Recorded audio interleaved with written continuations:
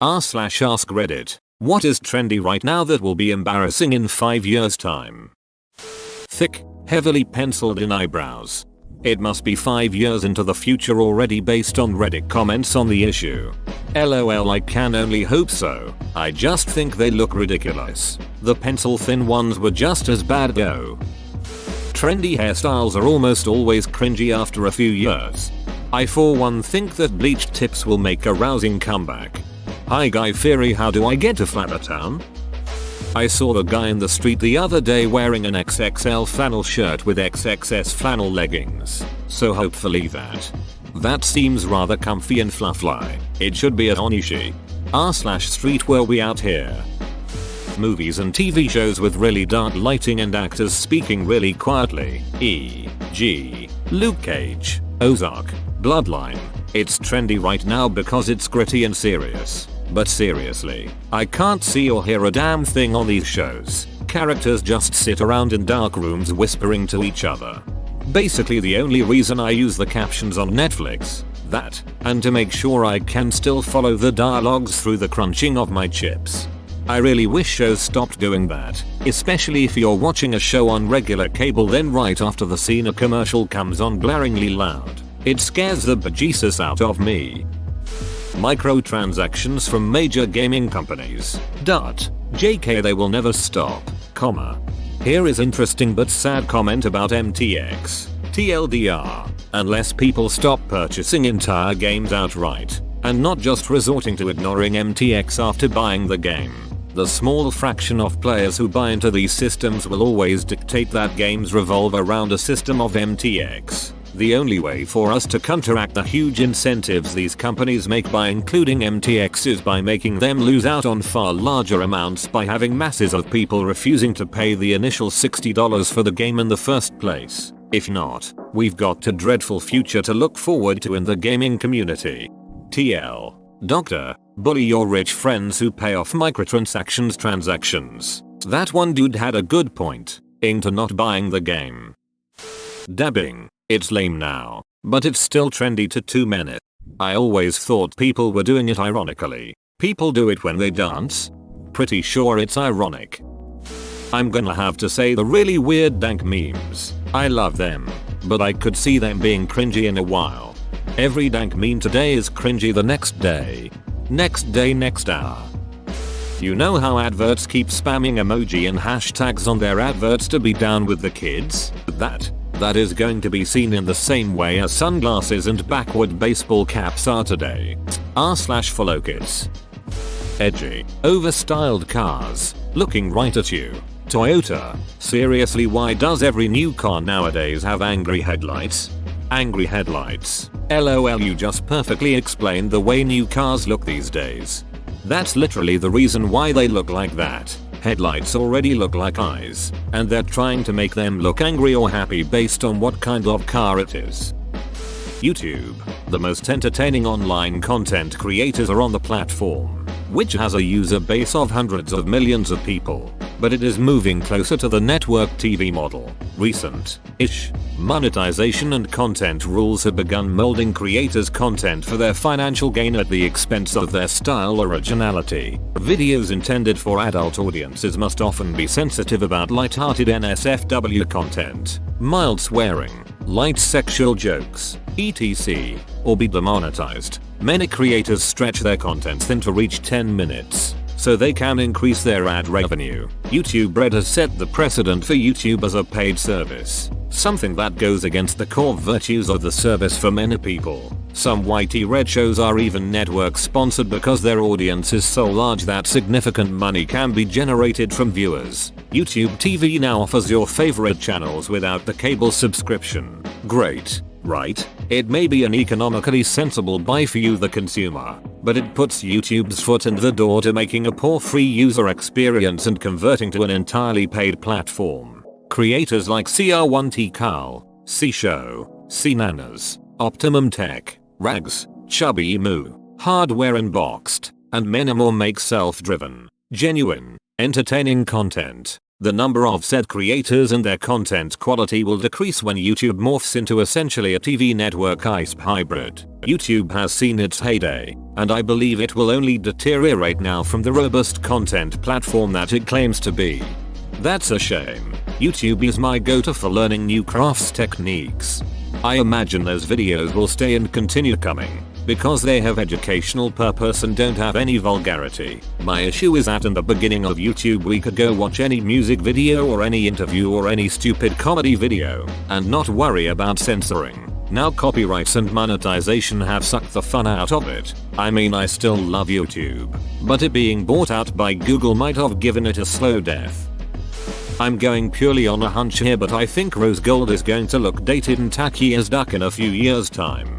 Don't get me wrong, I already think it's tacky. It just seems to have an air about it that it won't age well at all. Edit. Just because you like it doesn't mean it's not tacky.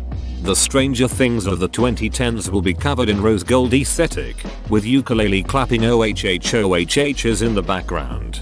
Ukulele clapping OHHOHHs, don't worry, overprotective moms. This product is safe and natural for your precious loved one. YouTube rappers. All these depression and anxiety memes. Truly the LOL so random XD humor of this era. A significant fraction of teenagers have always, and always will, celebrate their own miserable depression. Thinking this is exclusive to teens.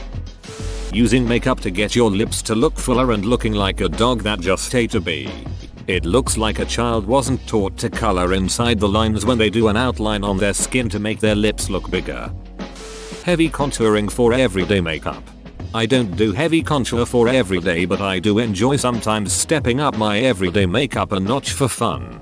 For me, it's like an art meditating, doing my makeup, and I really enjoy it. It absolutely isn't one of those things for anyone else. If anyone ever gave me lip about my makeup, I'd honestly tell them to duck off. LOL. Makeup is for me. You see, I like nice, natural looking girls. Points to picture of girl with a full face of makeup. Almost any man who criticizes makeup. Anyone who says fake news towards obviously real news. Oh, but anything that confirms my opinions is factual news, but anything that goes against it must be fake news. For women's fashion, cold shoulder tops. For men's fashion, really tight pants. I was out buying sweaters the other day. Almost every single one had holes in the sleeves and or shoulders. On a sweater, I don't even get the point of having a sweater if your shoulders are literally cold. Fashion has never been about utility, darling. Sex offenders elected to US government positions. It's not trendy now. It's literally always been this way. Look up the stuff JFK or LBJ, and I'd assume many before them did. Hopefully now we can make progress getting these people out of positions of power, but this is nothing new. I'd like to point out that just because something will be embarrassing in a few years is a poor reason not to do it. Even if your goal was to never be embarrassed of your style in old pictures, you'll still be embarrassed of your style in old pictures. There's no way around it. There are certain trends where we realize we're being super trendy, and what we're doing won't have staying power. That doesn't mean we shouldn't embrace that trend in the moment. For instance, a bunch of us had that emo swoosh haircut about 10 years ago. When we look back at pictures from that era, we don't say to ourselves, look at how wrong I was for having that haircut. I shouldn't have done that. Instead, we look back fondly on who we were in that stage in our lives, and the things we did and the friends we had when we had our emo swoosh haircuts. Your worst case scenario for being super trendy is in a few years you'll laugh at how cool you thought you looked, considering how silly you think it looks now. Your worst case scenario is you have a good time laughing at old pictures. Let that sink in. That's the fate you're trying to avoid by not letting yourself be involved in trends you think are cool. So the next time you avoid making a style choice, or actively avoid a trend because you think you'll be embarrassed by it later, just remember that your worst case scenario is you'll enjoy laughing at the pictures in a few years. In other words, don't take yourself so seriously. Enjoy being trendy. There's no real downside. Buttoning up every last button on your flannel shirt. I say we go back to only doing up the top button like we're in San Andreas. All you had to do was button the damn shirt, CJ. Cash me outside, girl. She'll be doing porn the second she turns 18.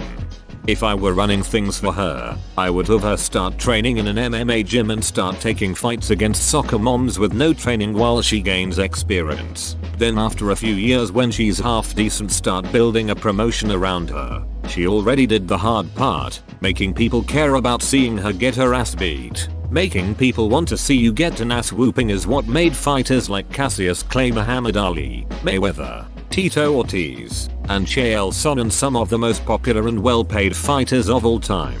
The biggest names in pro wrestling are villains' heels. Easier to make people hate you than love you. But either way they care, and that's all that matters. If I told you she had an amateur MMA fight live streaming on World Star this Saturday, you would probably watch in hopes of seeing her get ducked up. Win or lose, you'll want to see it again. She's already the perfect villain. Just imagine if they found a super sweet girl everyone loved to compete against her. You could have docked her. Fill in the good girl's corner talking shit to help add some views. Crystal Ray is pretty good porn doppelganger for her if you're looking for a good hate fap session. I have a feeling that massive beards are going to become the creepy weirdo thing we look back on in the future. Like we currently look back on those 80s pictures with big ugly mustaches on their upper lip and can't help but think they were child molesters. If big hairy beard and top knot, I think you might have won the creep lottery of the future. Full beards have always been a style, just now it is less of a lumberjack or rough wilderness look and more of a craft beer bib.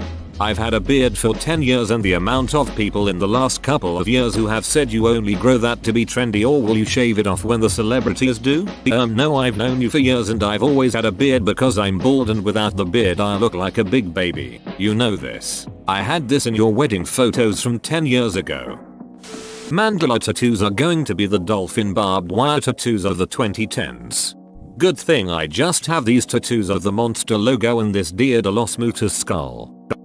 Unnecessary glasses. It might be just thing among annoying kids in my area, but recently I saw a lot of younger brothers' friends wearing really ugly glasses. Very old fashioned. Not even the type you see in opticians. Apparently a lot of them don't even need glasses, but they are wearing old pairs of glasses that they found, and it has become a trend. To be fair, it will probably end sooner than 5 years. A lot of people are calling it stupid. I call those Jeffrey Dahmer glasses. I like to associate ugly things with serial killers. It tends to turn people off right quick. Saying words like slay, yaris and thirsty, or thirsty as some like to do, it's already embarrassing. But maybe everyone would have caught on by then. We sounded equally stupid to people older than us when we were teens. It's a lot of trends that are already over. After scrolling through this thread, I hope some of the people from this thread look back in 5 years and realize that shitting on things that don't affect them at all is cringy. People will find the most ridiculous things to vehemently hate on, and it's stupid. The heckin' floof papa boy writing style meme. Eyebrow slits on guys. It's like the new douche stamp. I've been accused of having one, but in my case it's a scar from a fight in high school. A fight I lost, for the record. Honestly, nothing. Things are trendy and come in and out. I've never found it embarrassing to have subscribed to a trend at the time of it. I enjoy trends while acknowledging many of them are inherently silly. Just like I enjoy watching TV shows out of my preferred genres when everyone is talking about them. Trends are more about embracing that zeitgeist more than about the specifics of what the trend is. I think many people enjoy them for that reason, which is fine and not embarrassing at all in my opinion. iPhones. This is coming from someone who has only had iPhones for the last decade and is finally looking to switch. Apple hasn't innovated much since Steve Jobs passed. There are far better phones out there for less $. The decline is showing in functionality and shitty updates. In a few years, if they don't get their shit together, it will be really embarrassing to own an iPhone. I don't know. Everyone keeps saying this, but I don't think iPhones are gonna go away. At least in America. I'm from Europe, where the user base is equally split. A lot of people have Android phones and a lot of others have iPhones. People are knowledgeable about many phone brands. And then I come to America, where of all the people I met, only one had a Samsung. No one knew my Huawei brand and everyone defended Apple like it's some sacred thing. Whoa, you made it to the end? You're a ducking beast. I'll cut you a deal. Smash like and subscribe for more curated content, bruh. It's free and that's a great price.